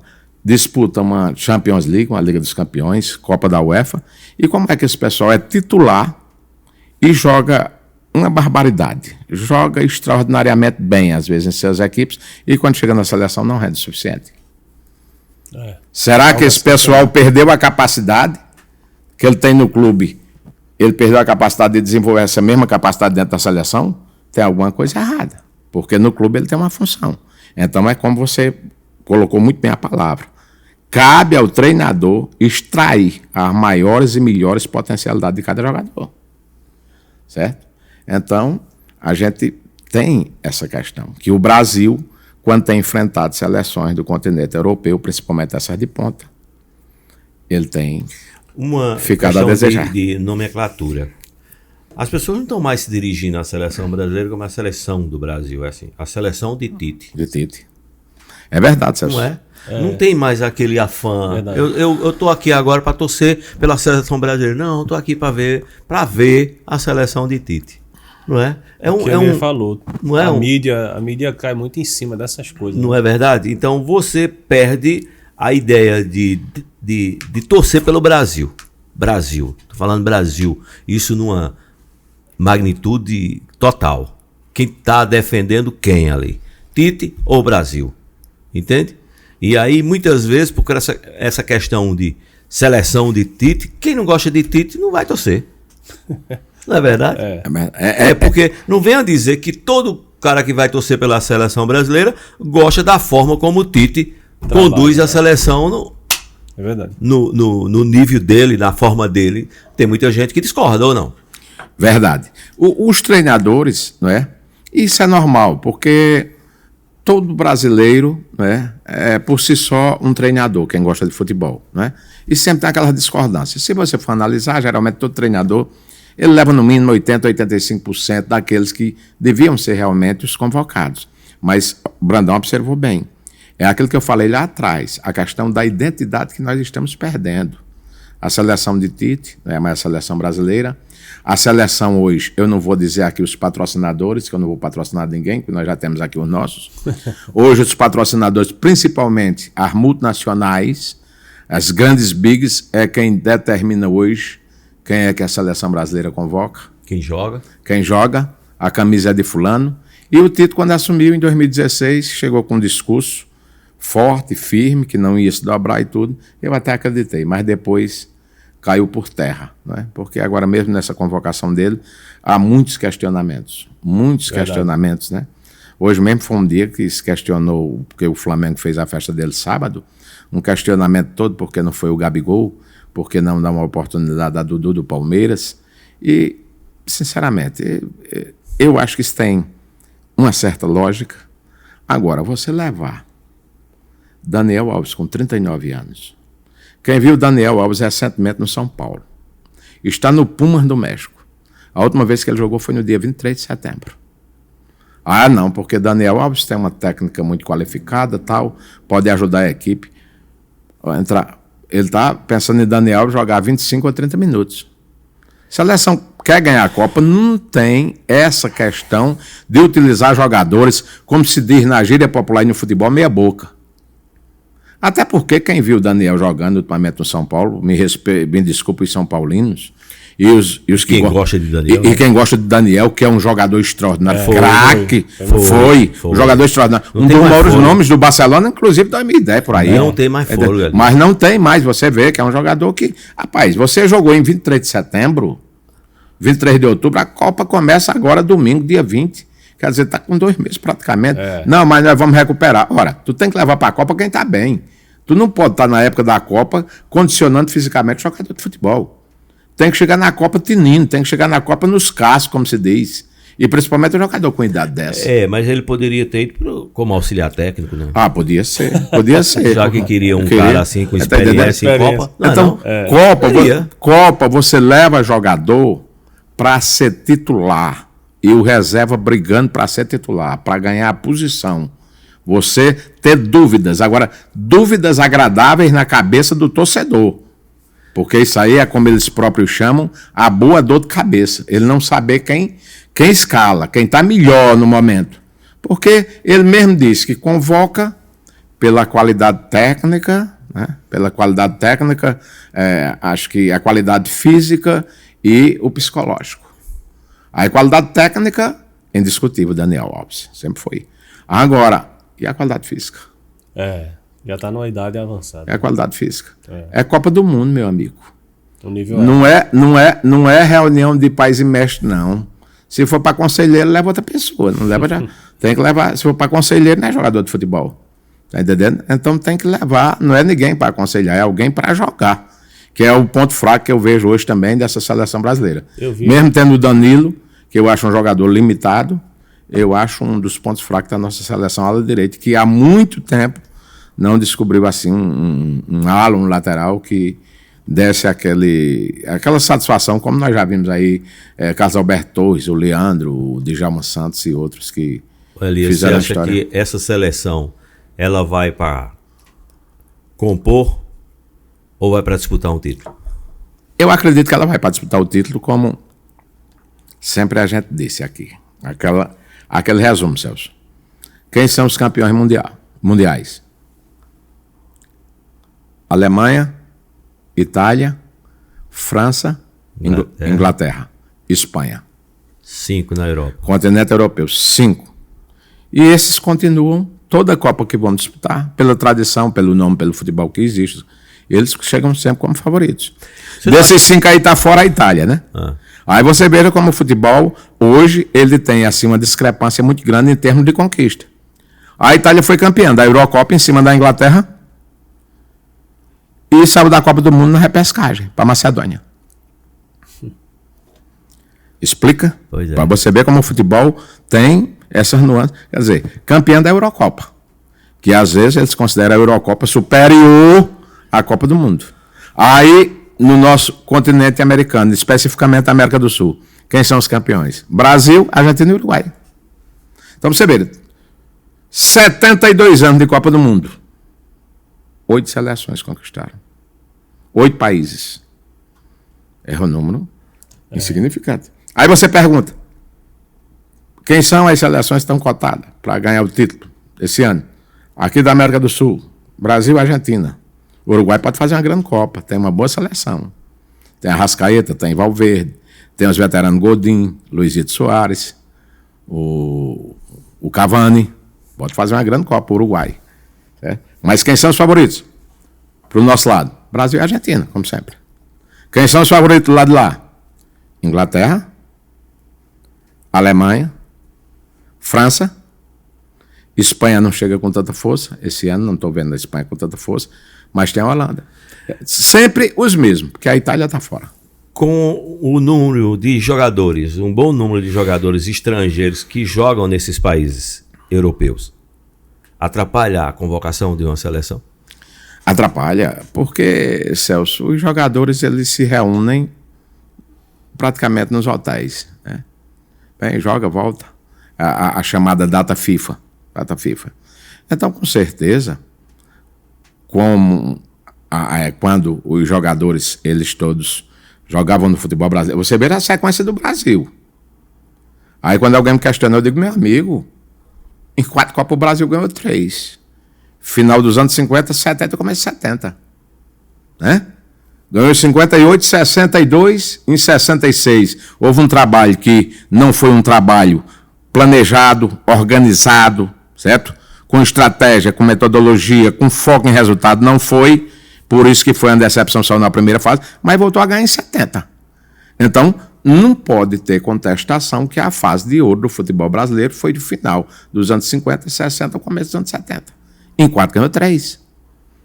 Aí você veja o hiato. Ganhamos em 70, viemos ganhar com 24 anos depois.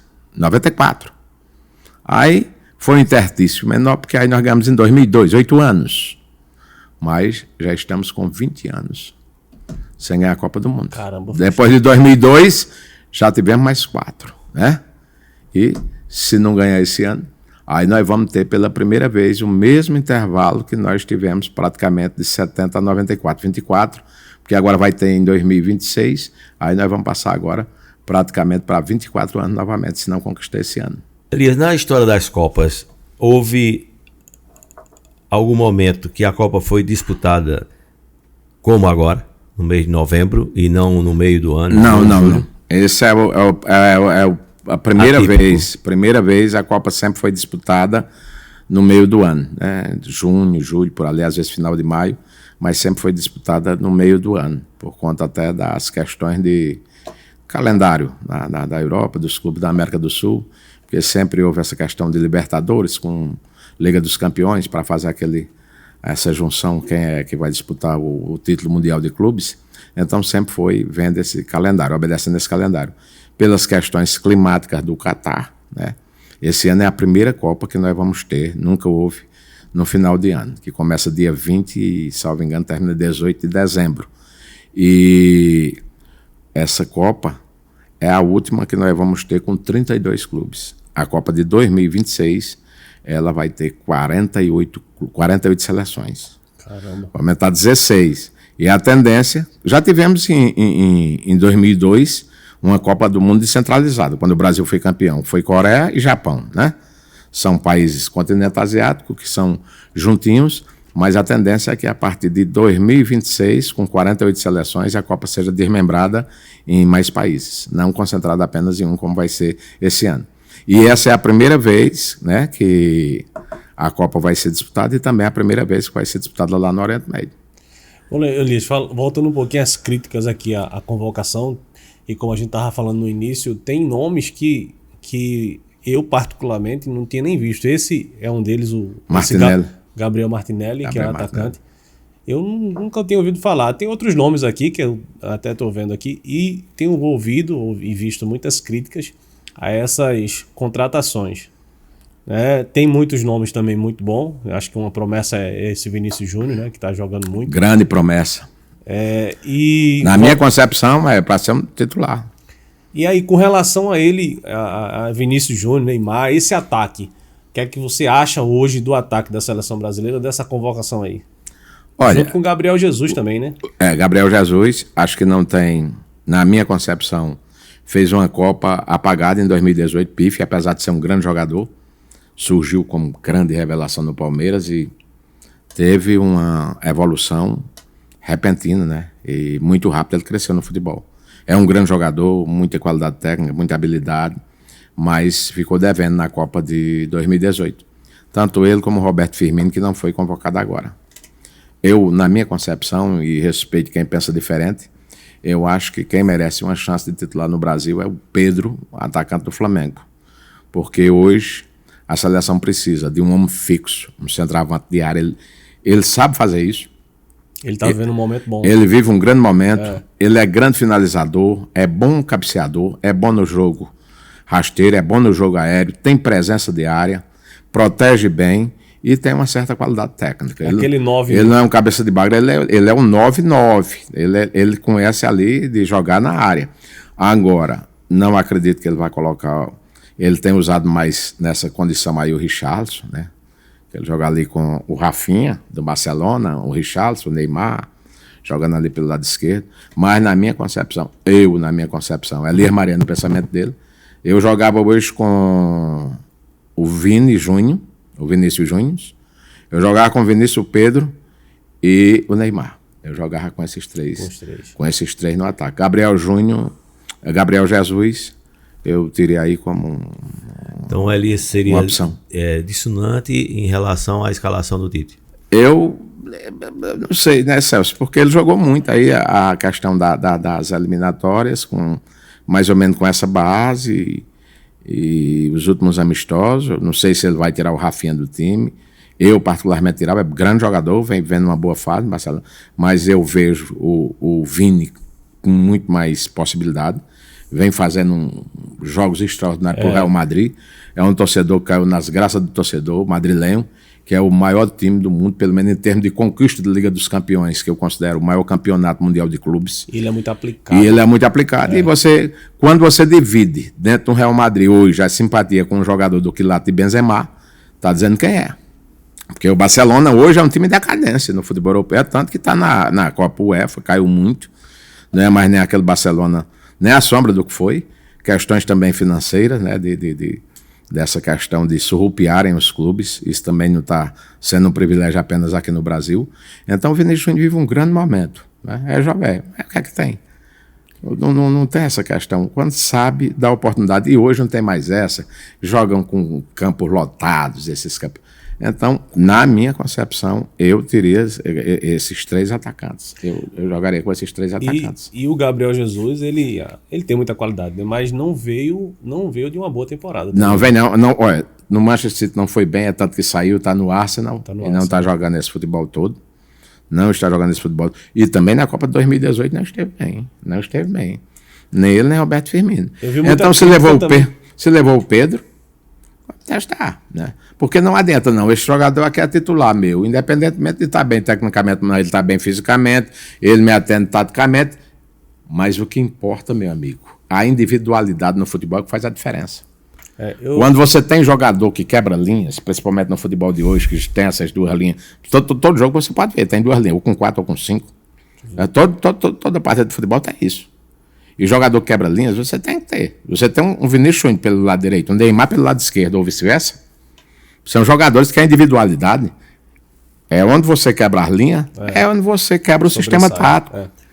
Elias, tu destacaria alguém que pode ser destacado, por exemplo, na Copa do Mundo, que pode vir a fazer uma grande Copa?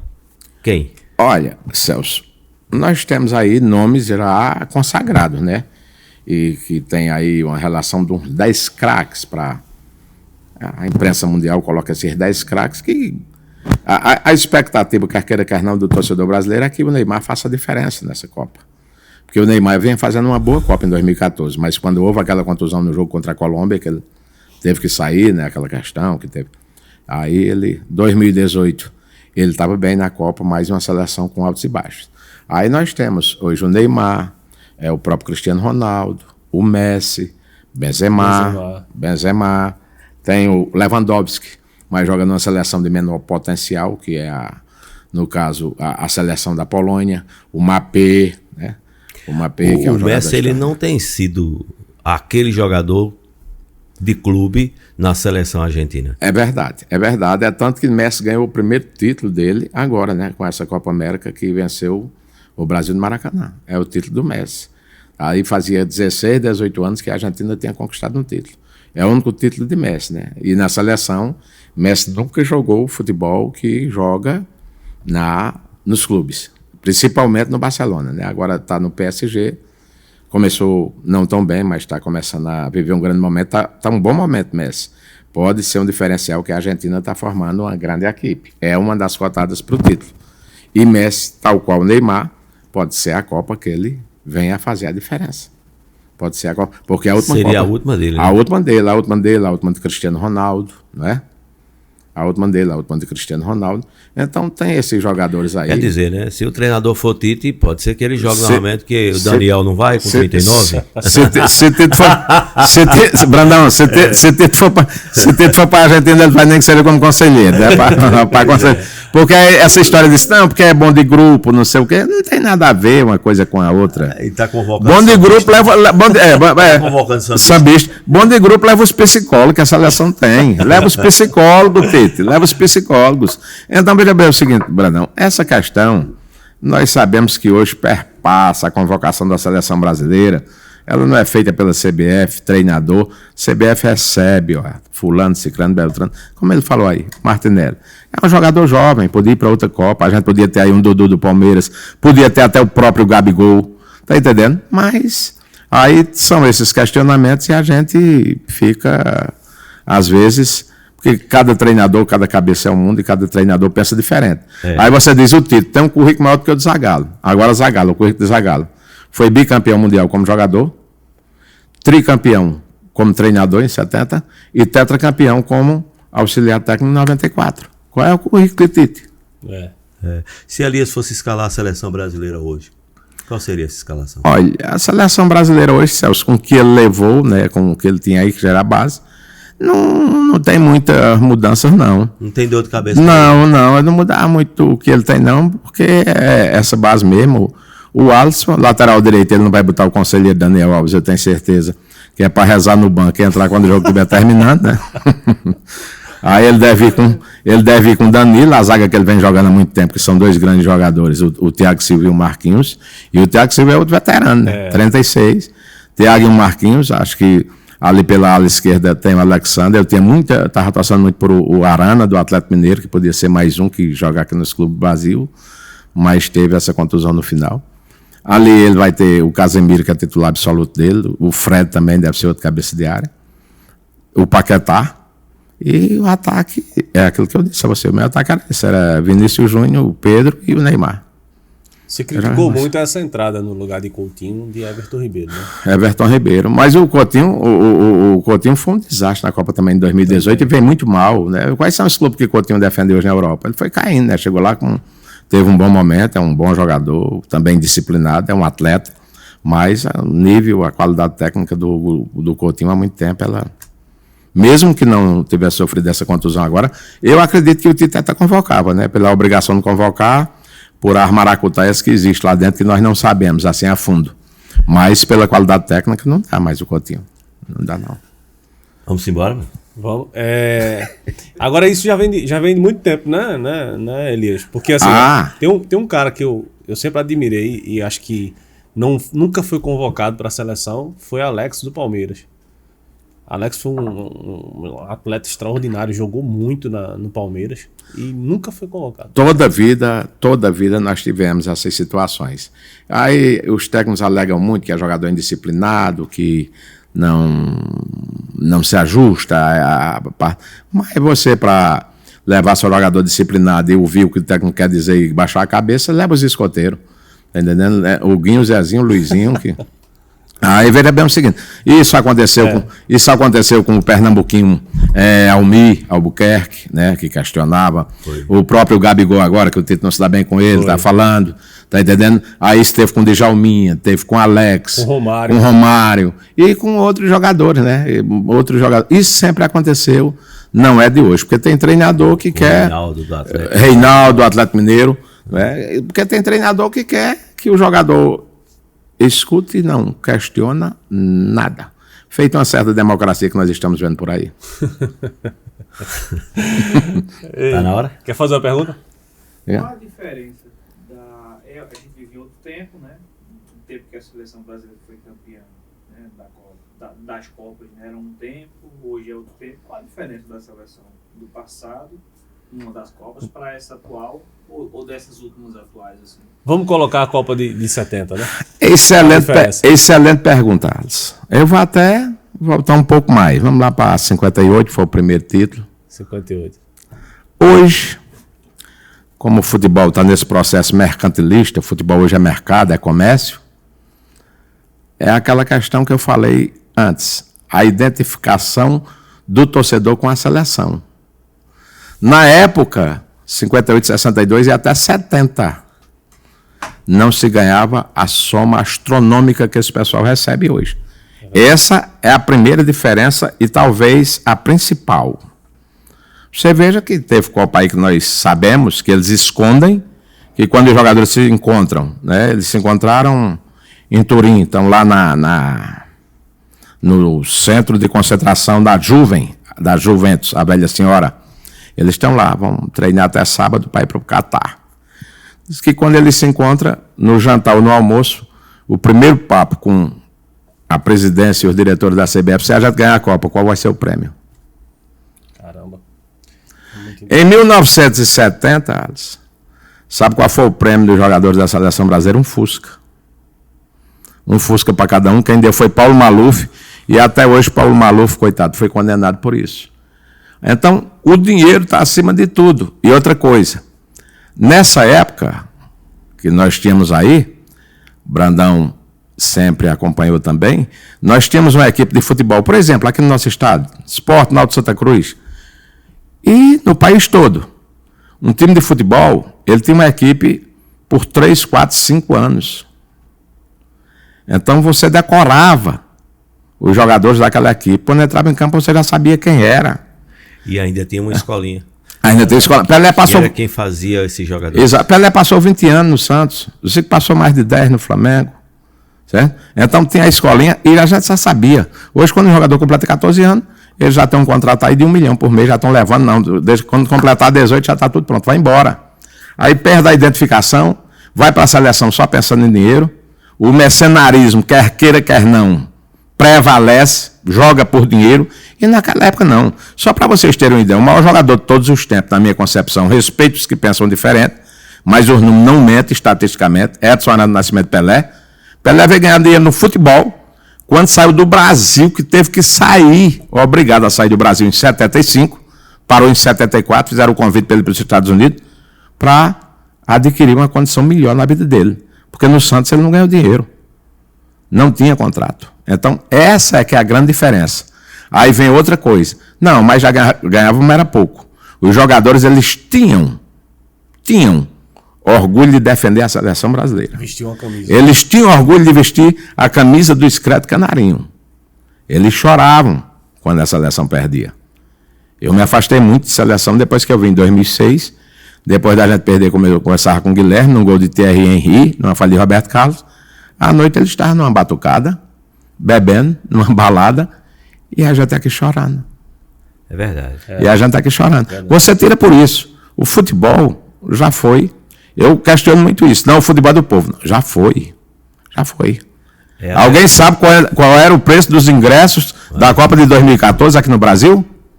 Copa do Mundo hoje é um esporte para quem não é rico, não. É milionário. É milionário. Manda fazer um levantamento quanto é que tu vai gastar para ir para o Catar assistir a Copa. Veja quanto eram os ingressos que custava aqui em 2014, na Copa do Povo do Brasil. Veja o que foi que fizeram com os estádios. Todos eles superfaturados. Como é que tem um estádio em Brasília, o Mané Garrincha, que foi gasto 1 bilhão e 500 milhões, com todo respeito à terra e aos candangos, aos brasilienses, com todo respeito. Um estádio daquele porte. Quem é o futebol de Brasília a nível nacional, com todo respeito ao Gama, Ceilândia, Brasiliense. Aí, pronto, foi esse dinheiro.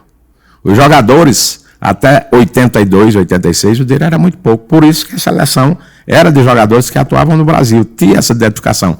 Então, essas duas coisas. Primeiro, o dinheiro, e segundo, o dinheiro, porque o jogador ele não está pensando no torcedor brasileiro, muito menos na seleção, com raríssimas exceções. Ele quer saber como é que ele vai ampliar a sua fortuna. Qual é o custo hoje da Copa do Mundo? Quem sai da primeira fase, quem fica? Qual o custo da Copa do Mundo? Olha, Quem sai, quem fica? É muito dinheiro. É muito dinheiro porque eles recebem uma quantia enorme aí pela participação. Né? Só para você ter uma ideia, amistoso da seleção brasileira hoje custa em torno de 5 milhões. Caramba. 5 milhões, amistoso da seleção brasileira. E ninguém sabe para onde vai esse dinheiro. Aí você não sabe quando. Aí a FIFA ela dá um prêmio por participação. Só em você entrar na Copa já tem um prêmio. E aí quando você vai avançando de fases, aí essa premiação vai aumentando. Só para que você tenha uma ideia. A Copa do Brasil. Exato, só para que você tenha uma ideia. A Copa do Brasil paga 75 milhões em premiação hoje. Imagina. O vencedor geral vai acumulando essa premiação. Imagina uma Copa do Mundo que a FIFA paga em dólares. Só o que a FIFA gasta, não é, com a arbitragem, essa coisa toda, é questão de bilhões. É questão de bilhões. Uma seleção hoje que é campeã do mundo, ela tem uma soma de dinheiro aí extraordinária. E os jogadores já jogam visando isso. Né? Que até pouco tempo a FIFA, né, alguns anos atrás, era mais a hospedagem, alguma coisa de ajuda e tal. Hoje, como o futebol está com essas somas astronômicas e estratosféricas, é muito dinheiro. Então, a Copa tem perdido o sentido, seleção brasileira, porque passou a ser um jogo de interesse. O ingresso da Copa do Mundo aqui custava em torno, mais barato, em 2014, R$300, 400, 500. Qual é o torcedor, o povão, que vai assistir o jogo? Quem visitou as arenas? A Copa do Mundo ela está se tornando um evento para turistas que gostam um pouco de futebol. Aproveita esse momento para ter férias, para ir para os grandes estados. Vai ter 8 lá no Catar esse ano. São 8 estados para disputa da Copa. Para conhecer o país, conhecer esses estádios. Veja, futebol, o torcedor povão no estádio é outra coisa. É feito eu aqui, é o dedo no nariz, com alergia, no nariz, no olho, é coçando a cabeça, é chutando, é empurrando, é com a camisa vibrando. Vê o povo que participa da Copa do Mundo. O povo todo. Elitizado. Né? Aí está seguindo essa mesma condição de futebol. Mas como tem interesse, né? Como tem muito interesse financeiro, e isso aqui é o que rola, a Copa do Mundo vai continuando. E cada vez ficando mais elitizado e cada vez mais dinheiro. Então, Alisson, é essa a resposta. Hoje, a diferença é que antigamente os jogadores, eles ganhavam pouco e jogavam mais. Eu sempre digo, antigamente tinha pouco dinheiro e muita bola. E hoje a coisa está invertida. Não sou saudosista, mas a história diz isso. É real. Não sou saudosista, mas a história diz isso. Não só dos craques do passado como de hoje. Basta você fazer uma comparação. Vamos lá, Brandão. Vamos caminhando para o final aqui. Vamos. Faça a última pergunta agora para Elias. A última para Elias. Eu já ensino um saco arretado, né? Já nada. Nós estamos Muito bom esse conversando podcast. já há mais de 1 hora para você ver como passa rápido. Que você estava preocupado com a hora para voltar para casa, para não se perder, né? Mas a gente conversa. Elias, eu acredito que com as suas palavras você já disse isso, mas eu gostaria que você afirmasse isso. Você acredita que o Brasil vai ser campeão? Eu estou falando acredita. Não é suposição. Acredita que o Brasil pode ser campeão? Eu posso dizer que coloco o Brasil entre os favoritos, mas não acredito na conquista do título. Acreditar, não. Que pode vencer, sim. Boa. Ele quer. Eu quero, mas ele não acredita. eu digo feita a história de um rapaz, eu conversando com ele, eu brincando com ele e tal, e falando, esse rapaz, ele já está no plano de cima, que Deus o tenha, e ele não entendia muito de futebol e tal, ele me pediu um negócio brincando, não vai dar não. Ele me aperreando, eu estava assistindo o jogo Brasil e Itália. Ele não vai dar não, eu digo, não vai dar de jeito nenhum. Ele disse, não, vou torcer por outro mundo. Aí, bicho.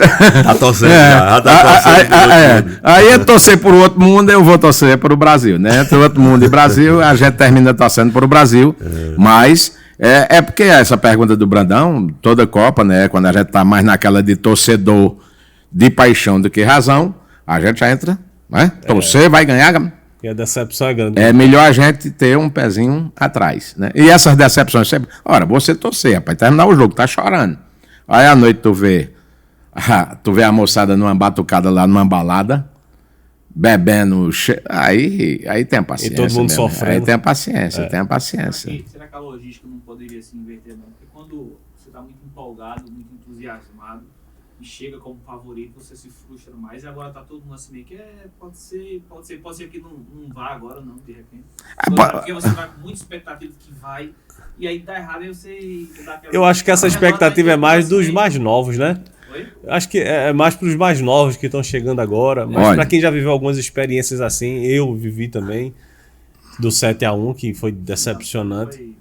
Né? Então, acho que você já fica mais um pouco balanceado. Doeu mais. Esse 7-1 doeu, mas doeu mesmo, foi o 3-2.